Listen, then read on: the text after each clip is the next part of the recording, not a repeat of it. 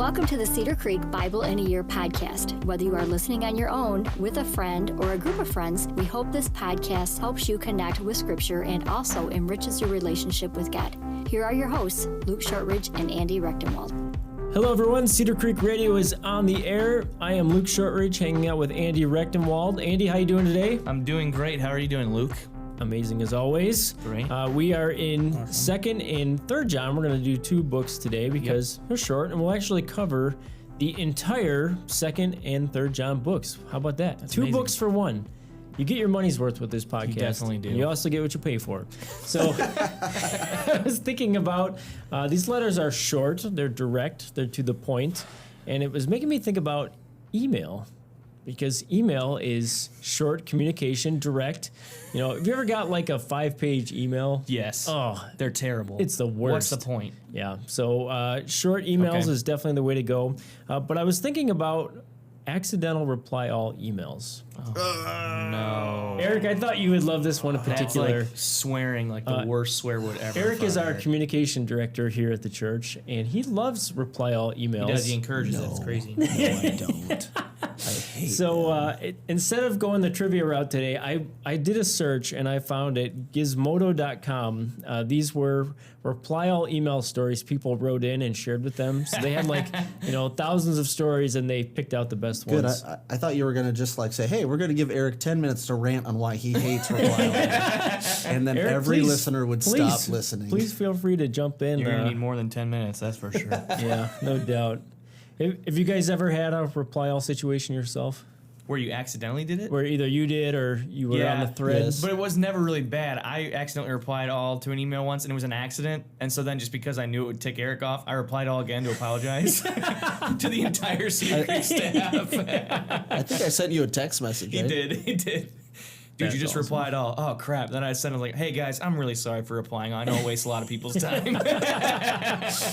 All right, I had a scenario once. Before I get into what I'm going to read here, Okay. this was a woman had wrote the church. She was asking for help, and it was myself and another pastor that were included on it. Oh, I know where this is going. Yeah, and the other pastor tried to email me directly and give some of the backstory because it was not the first time this person had been asking. no. You know where it's going. Oh yeah, Don't even finish copied. it.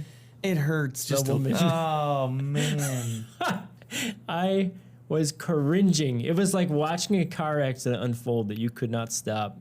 And my stomach just fell. Mine hurts right now. Yeah, it was. That is it was terrible. brutal. Oh, it was worse than terrible. All right, so here, and most of these are lighthearted, but here we go. The first is called the Jeremy Piven incident. I once accidentally hit reply all to my entire company, a huge media conglomerate with thousands of employees across the country, with an email that simply said, Jeremy Piven. I could explain more, but I think it's better this way. Not a personal screw up, but I was interning at the largest global bank, 250,000 employees, in 2006 when some poor drone in another office mistakenly CC'd company-wide distribution email in a note to his or her boss. BlackBerries had just become a thing at the time, and imagine 250,000 people not used to mobile email encountering this for the first time. Cue the next 6 hours of BlackBerries buzzing nonstop and Outlook hanging thanks to hardly being able to process multiple emails every few seconds of, hello, please take me off this chain, times 1,000 from offices all over the world. Hey everyone, please stop replying all, 1,000 times ditto. Hey, you idiots, stop telling them to all to reply all. You're part of the problem, times 1,000. Hey, everyone, just stop sending emails, times 1,000. Oh, my gosh. Everyone, please stop replying all to this email, times 1,000. Hey, everyone, please stop replying all to this reply all. You are a reply all idiot. And then finally, yours was a reply to just stop. There have been several times where I've joked and said, can I just send a message, reply all, saying unsubscribe to the... 'Cause I just want to be like, don't stop. I did have it was a family text going on one time with Kayla's family, and they were all texting back and forth, and this was before you could mute it or anything, and I just put unsubscribe to everybody, and I ticked off the entire family because it wasn't anything important. They were literally Sure. talking about something stupid, but I put unsubscribe in there, and I thought Eric would be proud. Yes. A couple of years ago, my daughter had this particular soccer coach who tended to go with these long-winded rabbit trails in his emails to team parents. My wife and I both had our email addresses on the distribution list. Early in the soccer season, following one particular email from the coach wherein he went off for something like 6 paragraphs on tangents to what kind of music he listened to, opinions on domestic roles, old career as a fireman, etc. ad nauseum, my wife accidentally hit the dreaded reply all button on our email client, intending it to just be me as the sole recipient of her observation that he talks too much. Once the mistake was realized, both my wife and I offered our sincerest apologies in person to the coach, but the damage had been done. Yep. In response to his gaffe, the coach spent the entire remainder of the soccer season completely mute during matches. In other words, he refused to coach the team when they needed it most. He simply stood on the sideline like some sort of passive Zen master every match while the girls floundered on the pitch. Despite pleas from other parents, he refused to change his approach, and there was nothing the league could do about it at this point. The team finished 2-14 for this year, and it was the reply all email's fault. All right, here we go. I worked in an Apple retail store as a genius for 3 years. I would say about 4 or 5 times a year, Tim Cook, Steve Jobs, or another high-up would send an all-staff email with either an update of the company or an announcement of some sort. Without fail, someone would reply all with something unnecessary like, "Thanks, Steve," or "So excited." That wasn't really the awful part. Whenever the first reply all came, the giant meme war would start to the whole company. These emails were going to almost 100,000 people. So we would come back to our inboxes with a couple thousand responses.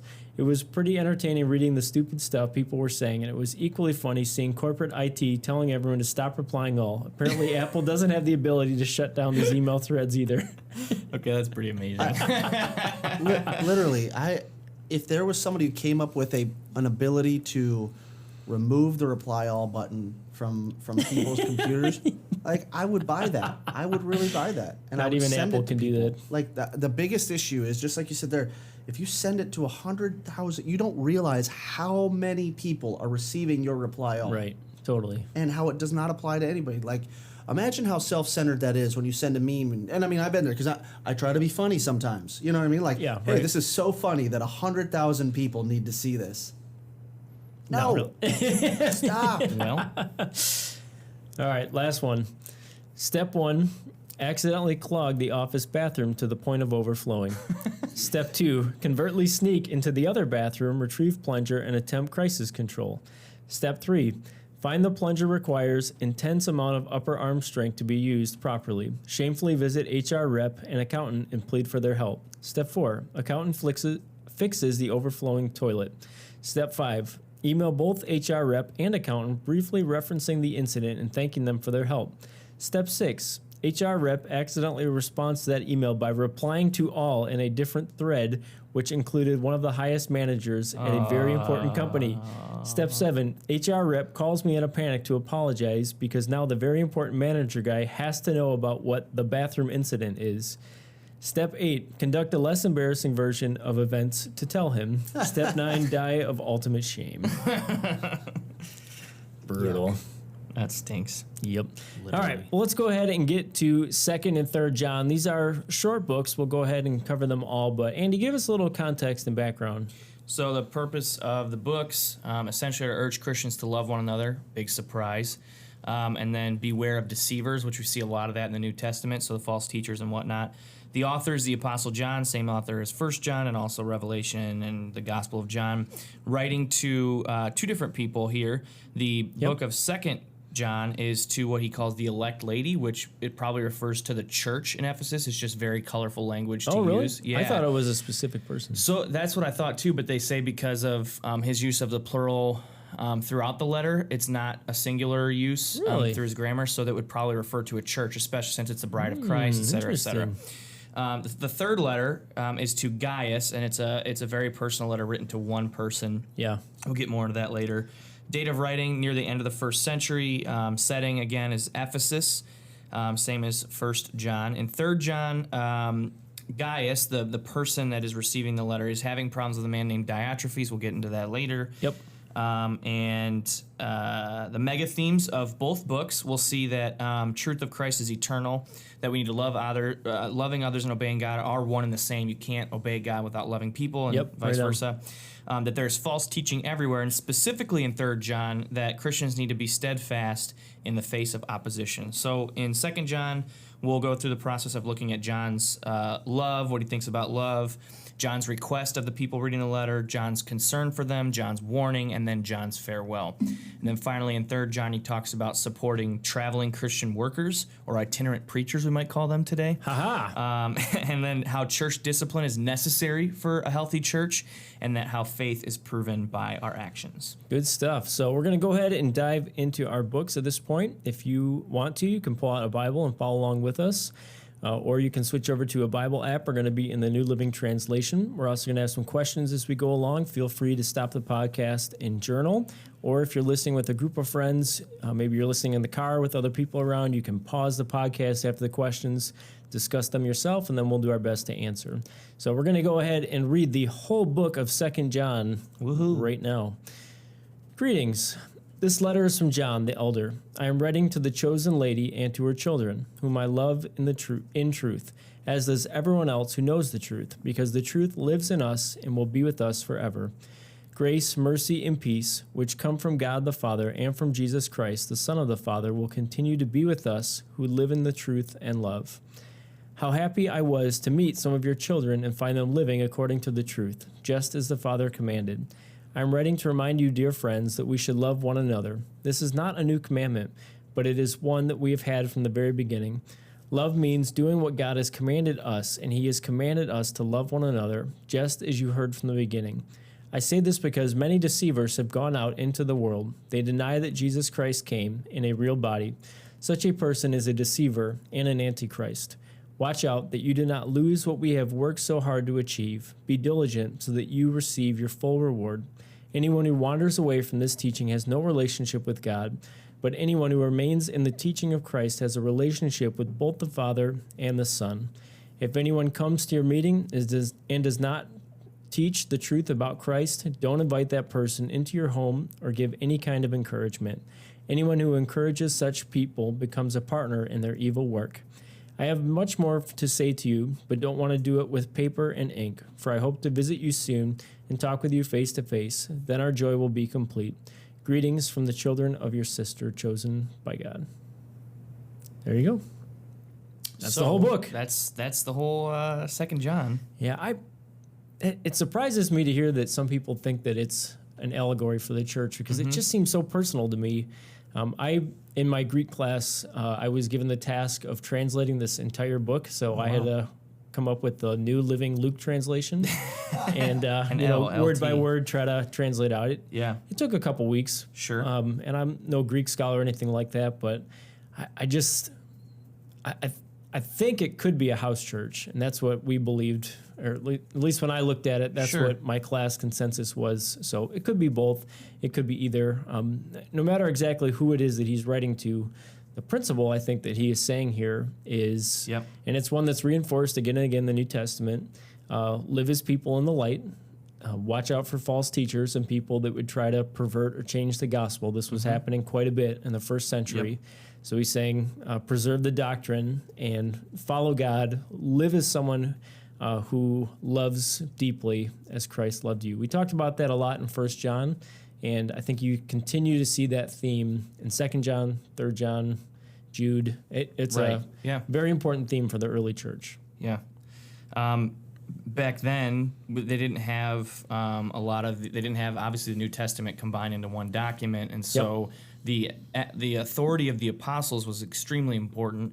So when anybody could walk into a church and start teaching, you've probably I've been in a group where you have a member of the group say something that's just flat out wrong, and could be potentially very harmful if people believe it. And so to leave it there, even in today's, is dangerous to people. And so back then, though, they may not have had the checks and balances because people were learning Yep. and they were figuring out what this whole Christianity thing and, was. I mean, you had groups like the Gnostics who would come in and say, okay, you've heard this information about Jesus. Let me tell you the rest of the story. Right. And they would say things like the physical world is evil, the spiritual world is right. Jesus didn't really physically die. He was a spirit. He just appeared to die.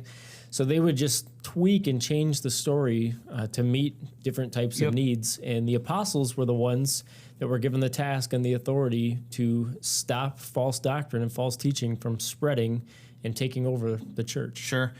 He has, and I don't think you're going to find any New Testament letter where somebody doesn't have very harsh language for false teachers. Yeah, for sure. It's weird though, because today there are false teachers out there. There are people that have big little in between platforms, and they speak things that are anti-gospel. I mean, they just do. Yep. And for many of us, we feel the pressure to not say anything negative because you're supposed to be loving or whatever. But Yep. the apostles never chose Yeah, to that's just say, right. just love them, even though they're leading people astray, possibly to hell. And when it came to people engulfed in sin, I think they were very loving and very Yeah. forgiving. They would Yes. show grace. But when it came to people who were teaching the Word of God improperly or incorrectly, there was not a lot of tolerance. Right. It wasn't good. It was, this is flat out wrong, and they wouldn't stand for it. Right. So, all right, well, according to this passage, and if you look especially in verse 7, Andy, who is an antichrist?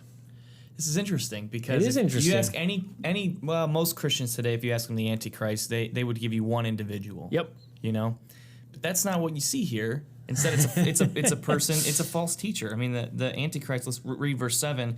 Many deceivers have gone out into the world. They deny Jesus Christ came in a real body. Such a person is a deceiver and an Antichrist. Yep. They're people that deny Jesus. And that specifically would have been a teaching about the Gnostics. Yep.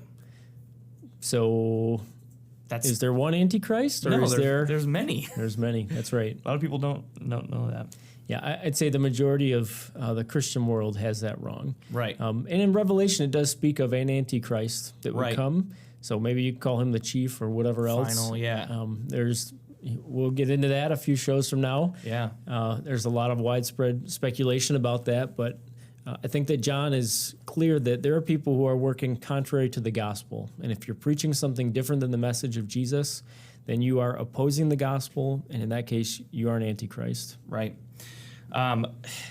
It just, to me, I don't know, when I think about the strong language to an antichrist for a false teacher, the biggest number one best-selling category of books out there is self-help. I Heaven? mean, it's the number one. Oh, I thought you were going to say heaven encounters. Well, no, that's the biggest Christian category. You're talking all books. All books. It's self-help. So you not go to the pornography? self-help.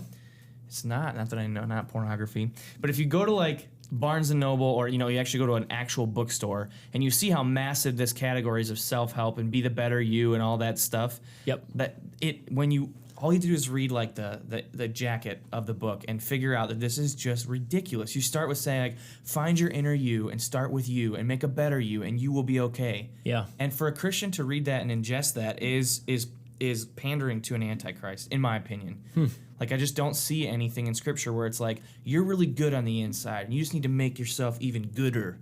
It's just so silly and stupid. Well, I mean, every Disney movie that's ever been created reinforces this. It's This true. idea that it's all within you. If you just look for the strength, just be you. Just look within yourself, and you will find what you need. Everything you need is internal within. It's nonsense. But it's not the gospel. No. Right, well, It's just ridiculous. Think about the basic premise of when things like that happen. You have an expectation and you have reality, and if you're and the gap is where you're unhappy. Yep. And so you have two choices. You're either going to change the expectation, Yep. or you're going to change your reality. So it's either I have to change to meet what the expectation is, or I'm going to change the expectation and say, well, no, it's not about God. It's not about this. It's not about that. It's not about the gospel. Right. It's about how I feel. Right. So I'm going to essentially lower the bar so I can hop over it instead of so I can achieve it. Yeah. It's when I think about people it's so dangerous. I mean, the expectation reality thing, it's so dangerous when your expectation is centered around you. Yep. Because nothing you do then, you change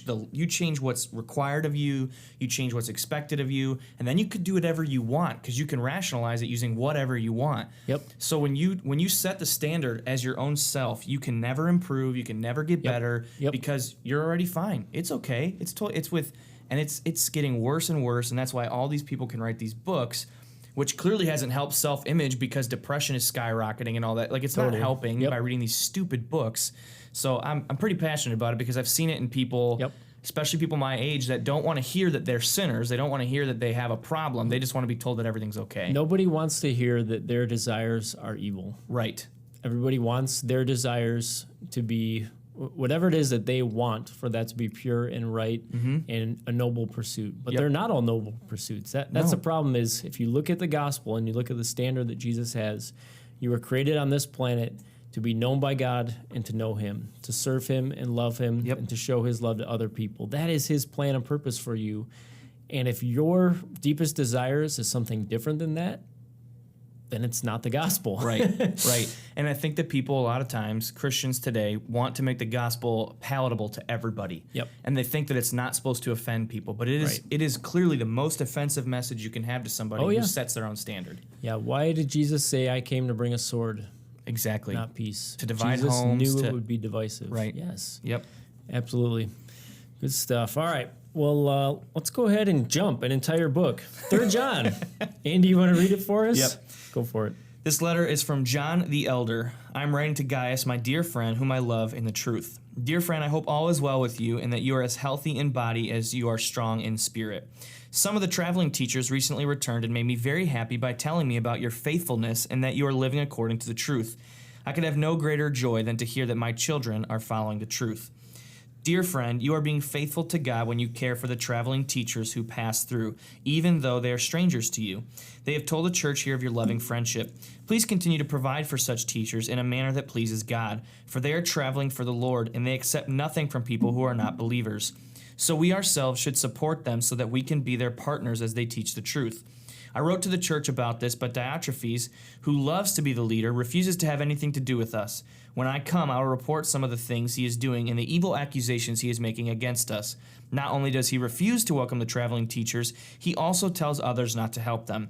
And when they do help, he puts them out of the church. Dear friend, don't let this bad example influence you. Follow only what is good. Remember that those who do good prove that they are God's children, and those who do evil prove that they do not know God. Everyone speaks highly of Demetrius, as does the truth itself. We ourselves can say the same for him, and you know we speak the truth.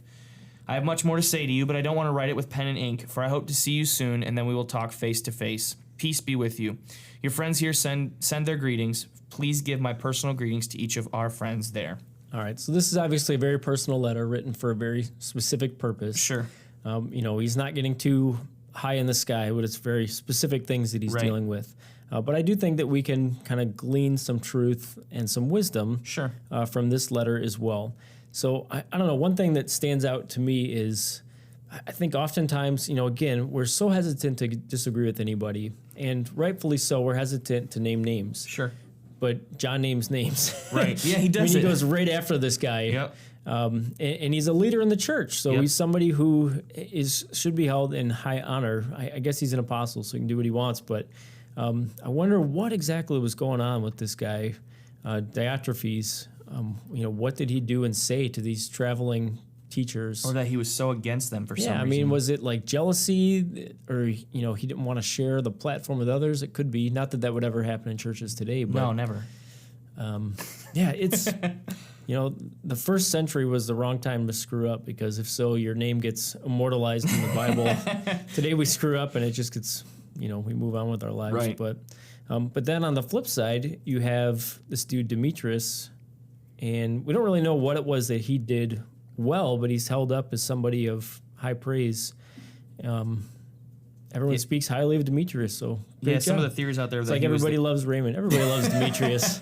That he was the courier, the one that brought the Oh, letter. okay. That's That what makes some people sense. think. Yeah, that makes sense. And that's what Phoebe probably did in delivering the Romans, Tychicus and whatever. So he was named as probably a courier, which would have been, I thought it would have been a very interesting job. Like, he's named, but it's like I was the dude that carried 3rd John. No joke. I'm not kidding. Like you get to heaven, like, oh, there's Paul. And, and then there's Demetrius. Who's Demetrius? I'm the guy that carried 3rd John. No joke. Like literally, other than the Holy Spirit, it's because of me that you guys have that. If I ripped it up, the Bible wouldn't have been good. All right. Well, here's our question then. What good should you be doing to prove that you are one of God's children? And maybe give some examples. It's an interesting question.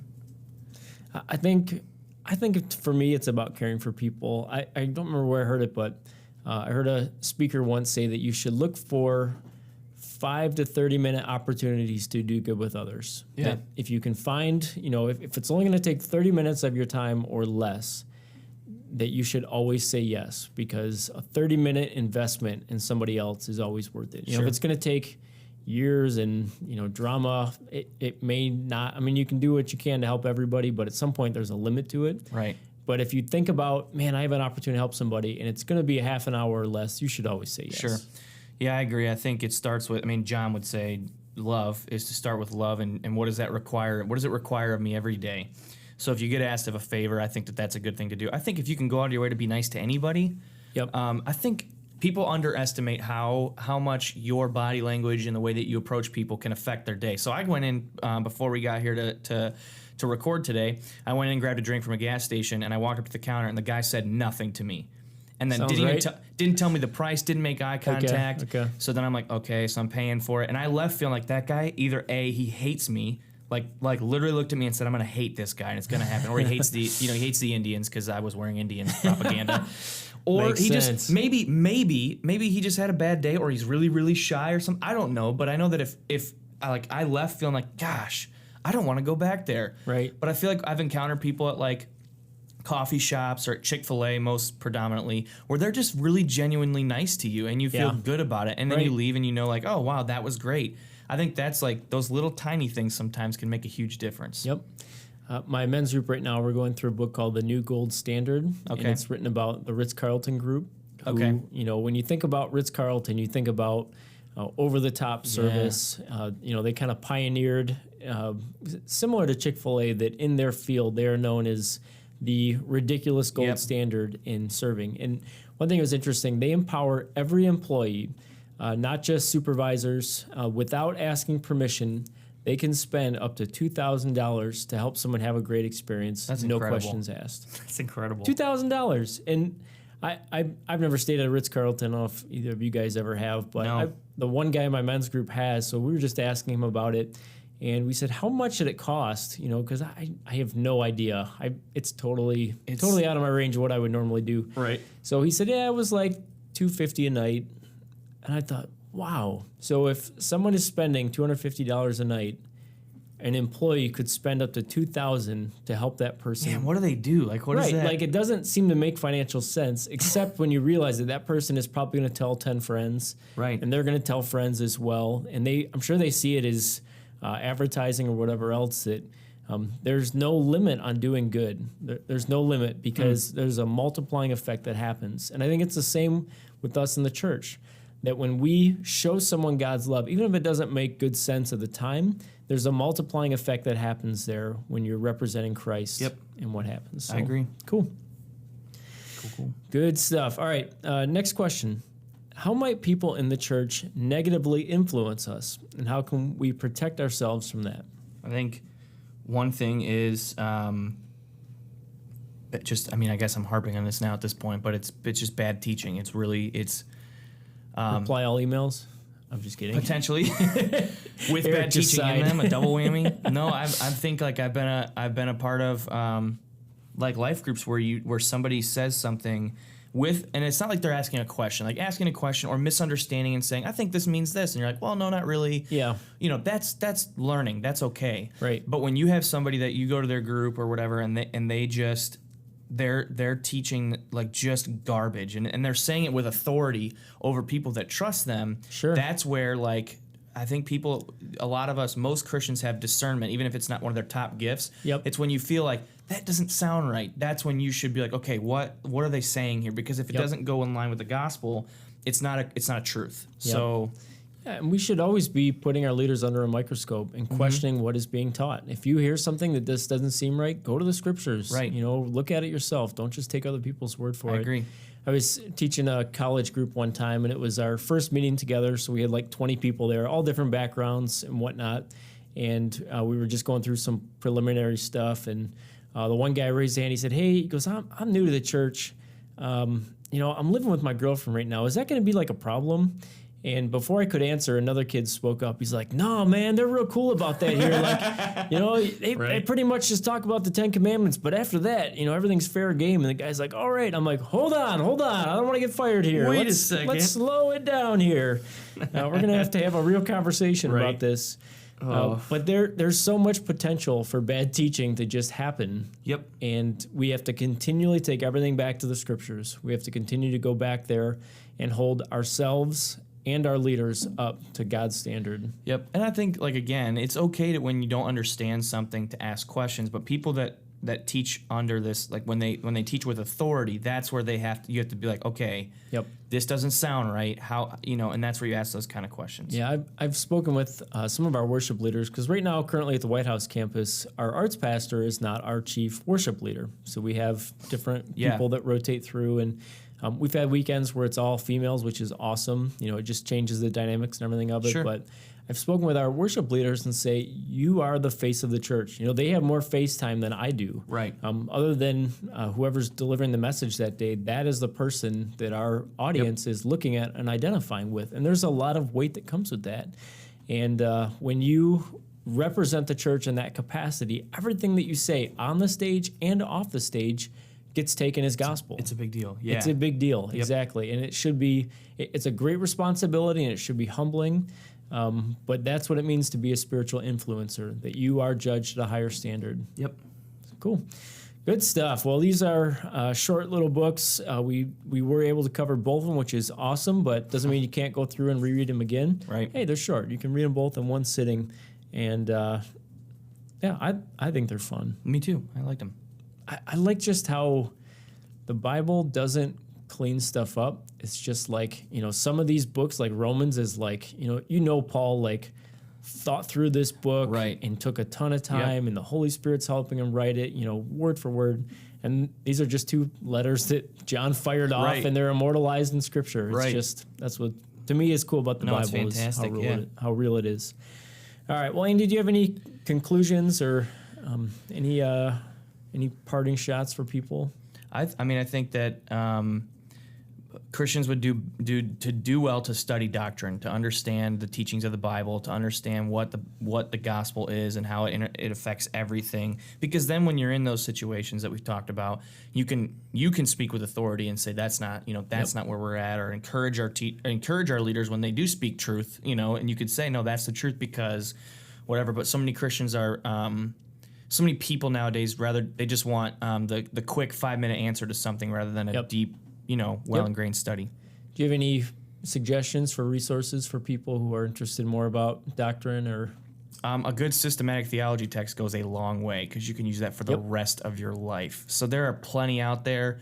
I'm reading through one right now for school, Shedd's Dogmatic Theology, which is from the 1800s. And it's intense. That's heady. I wouldn't recommend that for anybody who hasn't read systematic theology before. But Wayne Grudem has a good one. That's kind of the standard. That's the go-to for most Christians. It's very easy to read, honestly, even though it's a huge book. It's very easy to read. So I'd recommend Wayne Grudem for sure. We're both fans of William Lane Craig. Yep. As far as apologetics and some theology stuff. Yep.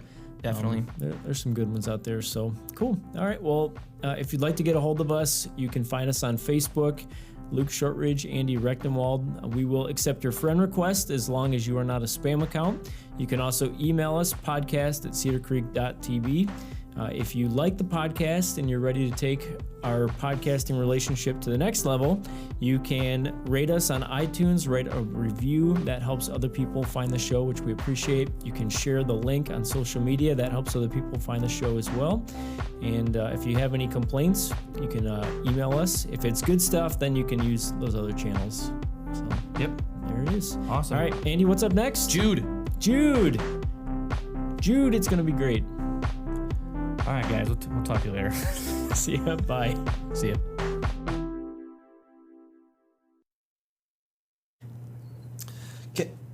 okay, Yeah, go ahead, Eric. I'm This has been building. okay. I don't know if I should Mount say. Vesuvius over here. What'd you say? Just do it, Eric. Okay, so here's a pet peeve that I have about reply alls or all stat. Like, here's the thing that I don't think people realize, that you don't know quite how many people are on these distribution lists Oh, when for you send sure. these emails. Oh, yeah, And definitely. so, because it might just be, blank at, whatever it is, but that's a distribution list for hundreds of people. And so when we're using them like Craigslist, Right. and say, hey, Right. I've got this Oh, boy, available. Who this wants is- it? And they it's send coming. it to This so one's many cutting people. close to home I now. actually did a statistical analysis because this is how much I loathe it, of how much money a company like ours would be wasting for every all staff or reply all, factoring in statistically how much time it takes you. It takes you approximately 7 minutes when you get distracted by an email Really? that does not apply to you to get back in the same level of productivity you were before. So if you I take did an 7 analysis- minutes, 100 of Yes. whatever employees. Yep, 7 minutes times hundreds of employees and volunteers that are on some of these lists. Sure. For every reply all. There was one chain that I put together this analysis. I mean, I didn't factor in how much money I wasted in my own time to do this. But, I put that together and it was like tens of thousands of dollars for this one chain of emails. Oh my And so gosh. I was like, please, can we put a stop to this? It's good, Eric. Soapbox, sorry.